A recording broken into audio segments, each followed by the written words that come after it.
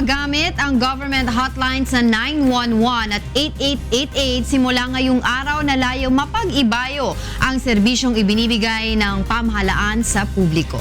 Narito ang hataw na balita ni Mirasol Abogadir. Magagamit na ngayong araw ang Emergency 911 at 8888 na magsisilbi bilang mga opisyal na hotline ng pamahalaan na maaaring gamitin ng publiko.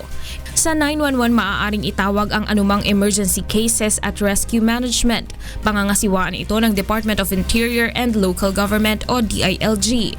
Presidential Action Center at Civil Service Commission naman ang hahawak sa 8888 na tatanggap ng mga sumbong o reklamo tungkol sa mga tiwaling public official at hindi maayos na serbisyo sa alinmang ahensya ng pamahalaan.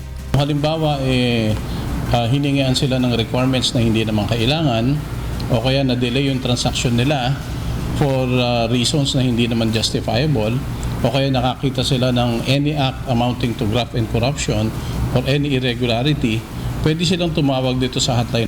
Tiniyak naman ng mga ahensya na nakakasakop dito ang agarang pagbibigay ng aksyon sa lahat ng mga tawag na kanilang matatanggap. Samantala, pinag-aaralan naman ng National Telecommunications Commission ang posibilidad ng pagpapataw ng mahigpit na parusa sa sinumang individual na gagamit sa panloloko o prank calls ng mga itinalagang hotline service ng pamahalaan.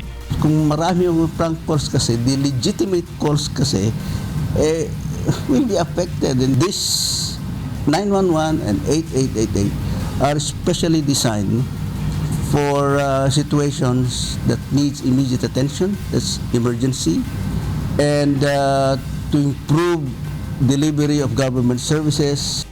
Ang mga nabanggit na hotline ay kabilang sa mga programa na nais ipatupad ni Pangulong Rodrigo Duterte upang lalo pang mapag-ibayo ng pamahalaan ang serbisyong kanilang ibinibigay sa publiko.